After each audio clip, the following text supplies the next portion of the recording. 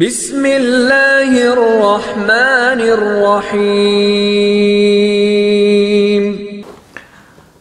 نحمدہ ونصلی ونسلم علی رسولہ الکریم اما بعد فاعوذ باللہ من الشیطان الرجیم بسم اللہ الرحمن الرحیم۔ آج کا ٹاپک بہت اہم ہے۔ آج ہم بات کریں گے اولیاء اکرام میں سے ایک ایسی ولی اللہ عورت کے بارے میں جنہوں نے اپنی عبادت اور اپنے زہد و تقوی کی وجہ سے بہت زیادہ شہرت حاصل کی۔ اس مشہور ہستی کا نام رابعہ بصری ہے۔ یہ اموی خلافت کے اندر دولت عباسی کے اندر ان کا دور گزرا اور 710 عیسوی جو تھی اس کے قریب جو ہے ان کی پیدائش ہے۔ رابعہ بصری کے بارے میں کہا جاتا ہے کہ یہ اپنی بہنوں میں سے چوتھے نمبر پر ان کا نمبر تھا، چوتھی بہن تھی، اس لیے ان کو چوتھی رابعہ نام ان کا رکھا گیا۔ بصرہ کی رہنے والی تھی اور بصری ساتھ میں لگ گیا، رابعہ بصری۔ اب ان کی زندگی جو ہے وہ مشکلات بھری تھی، اتنا زیادہ ان کے پاس جو ان کے گھر میں تنگی کا دور اور معاشی اور معاشرتی اس قدر کمزور حالات تھے، وہ اس بات سے اندازہ لگایا جا سکتا ہے کہ جب یہ پیدا ہوئیں تو ان کے گھر میں جلانے کے لیے دیے کے اندر ڈالنے والے تیل تک کے پیسے موجود نہیں تھے۔ بہت غربت کی زندگی گزاری، مگر جب بڑی ہوئیں تو ایک حملے کے اندر یہ لونڈی بن گئیں اور پھر یہ ایک ایسے شخص کے پاس پہنچیں جو اس کا مالک تھا اور وہ اپنی تمام ضروریات وغیرہ کے کام سارا دن اس سے کرواتا، رابعہ بصری سے۔ بڑی مشقت سے پورا دن اپنے مالک کے کام کرتی اور رات پوری اللہ تعالیٰ کے سامنے آہوزاری میں گزر جاتی عبادت کے اندر۔ پھر ایک رات ایسی آئی کہ جب اس شخص نے جو اس کا مالک تھا، جس کی یہ لونڈی تھی، رابعہ بصری کو دیکھا کہ وہ کس طرح آہوزاری کر کے گر گرا کے اللہ تعالیٰ سے جو ہے وہ اپنے گناہوں کی معافی، اللہ تعالیٰ کا قرب مانگ رہی ہیں اور اپنے دن کے اوپر ہونے والی مشقت کی تنگی کے حالات اللہ تعالیٰ سے بیان کر رہی ہیں، تو وہ اس چیز سے بہت متاثر ہوا۔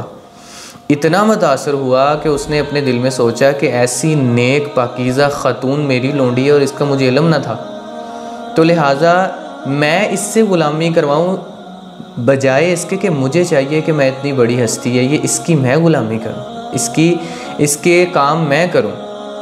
تو جب صبح ہوئی تو یہ سارا ماجرا جو ان کے آقا تھے انہوں نے رابعہ بصری سے کو سنایا اور کہا کہ اگر تم جانا چاہتی ہو تو جا سکتی ہو، اگر تم رہنا چاہتی ہو تو میں تمہاری غلامی میں رہتا ہوں، تم میری غلامی میں نہ رہو کیونکہ تم بہت زیادہ پڑھی لکھی نیک خاتون ہو۔ بہرحال رابعہ بصری کے بارے میں کافی باتیں مشہور ہیں جو ان کے جو ہے زہد و تقوی کو بلند کرتی ہیں۔ ایک وقت ایسا آیا کہ رابعہ بصری کے شوہر جو تھے وہ انتقال کر گئے، اور جب لوگوں کو اس بات کا علم ہوا تو معزز ترین شخصیات شہر میں رہنے والی انہوں نے بڑا زور لگایا کہ رابعہ بصری جو ہے وہ مجھ سے شادی کر لیں، مجھ سے کر لیں۔ تو ایک بہت معزز شخص تھا، شہر کا بڑا تھا، تو اس نے رابعہ بصری جو تھی ان کو شادی کا خط پیغام بھیجا۔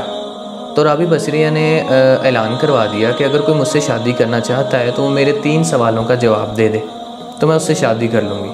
تو یہ شخص اس کے 3 سوالوں کا جواب دینے کے لیے رابعہ بصری کے پاس گیا۔ تو رابعہ بصری نے سوال کیا کہ کل قیامت کے دن جب نفسا نفسی کا عالم ہوگا، جب سارے ننگے بدن سورج کے تلے کھڑے ہوں گے اور اپنے پسینے میں شرابور ہوں گے، اس وقت میں اس حالت میں ہوں گی یا میں سکون میں ہوں گی؟ تو وہ شخص کہنے لگا بھی کسی کے بارے میں آنے والے وقت کا جواب نہیں دیا جا سکتا، موت، کیونکہ انما الاعمال بالخواتیم، آخری اعمال پہ پتہ چلتا ہے انسان کا، یا پھر بھی نہیں پتہ چلتا، یہ راز تو اللہ تعالیٰ جانتے ہیں کس نے جنت میں جانا، کس نے جہنم میں، کس پہ مشکلیں آنے والی ہیں، کس پہ عذاب آنے والا ہے۔ تو اس نے کہا میں نہیں جانتا۔ پھر رابعہ بصری نے ایسا ہی ایک اور سوال کیا کہ کیا میں اس پل صراط سے گزر جاؤں گی یا وہاں پہ گر جاؤں گی، رک جاؤں گی؟ وہ کہنے لگا نہیں۔ پھر تیسرا اسی قسم کا سوال کیا۔ تو بہر قصہ مختصر، تو رابعہ بصری جو تھی اس نے کہا کہ جب تم میرے 3 سوالوں کا جواب نہیں دے سکتے تو چلے جاؤ مجھے ان 3 سوالات کے جوابات کا جو ہے وہ مجھے ان جوابوں کی تیاری کرنے دو، کیونکہ میں اپنی آخرت آسان کرنا چاہتی ہوں، میرے پاس وقت نہیں ہے، شادی کا وقت نہیں ہے، میں اپنے اللہ کو منانا چاہتی ہوں۔ اور اسی طرح اور بھی کچھ واقعات ہیں۔ حسن بصری رحمہ اللہ جو تھے وہ کلاس میں پڑھایا کرتے تھے، اور رابعہ بصری ان سے پڑھا کرتی تھی، ان کی طالب علم تھی۔ تو کچھ طالب علم نے کہا کہ جب ہم بیٹھے ہوں تو آپ اتنی اعلیٰ کمال کی علم کی باتوں میں گفتگو نہیں کرتے، لیکن جب رابعہ بصری آتی ہیں پھر اپنے کمالات اور علم کے جو دریا سمندر ان کو کھولنا شروع کرتے ہیں۔ تو حسن بصری نے کہا، حسن بصری جو تھے وہ کہنے لگے، بڑی کمال کی بات کی انہوں نے، کہتے ہیں کہ ہاتھی کا بچا ہوا پانی کبھی چیونٹیاں نہیں پیا کرتی، ہاتھی کا بچا پانی کیڑیاں چیونٹیاں کبھی نہیں پیا کرتی۔ بھی مطلب وہ جو علم کا اتنا بڑا ایک عمدہ ذخیرہ ہے، کہتے ہیں کہ ہاتھی ایک سانس میں 40 کلو پانی پی جاتا ہے، 40 kg جو ہے وہ پانی پی جاتا ہے ہاتھی ایک سانس میں، تو اس کا بچا ہوا پانی چونٹیاں کہاں پی سکتی ہیں؟ تو انہوں نے کہا یہ علم ایسے ہے، اور اس کو لینے والی صرف جو ہے نا وہ رابعہ بصری ہو سکتی ہے، وہ ہاتھی کا بچا پانی پی سکتی ہے، تم نہیں پی سکتے۔ اس لیے جو علم کے اصل جو کمالات اور گہری فصاحت و بلاغت کی باتیں ہیں وہ رابعہ بصری کے آنے پہ میں کرتا ہوں۔ تو یہ تھی وہ شخصیت، بہت ہی کمال کی اور اعلیٰ شخصیت رابعہ بصری جو اللہ تعالیٰ کی ولی گزری ہیں۔ انشاءاللہ ہم نیکسٹ ٹاپک میں بھی آپ سے کوشش کریں گے کہ ایسے ہی واقعات جو دلچسپ حیرت انگیز واقعات ہیں وہ آپ سے شیئر کریں۔ اپنے ارد گرد نوا کے ساتھیوں کا خاص خیال رکھیں۔ ہم ملیں گے آپ سے نیکسٹ ویڈیو کے اندر۔ السلام علیکم ورحمۃ اللہ، اللہ حافظ۔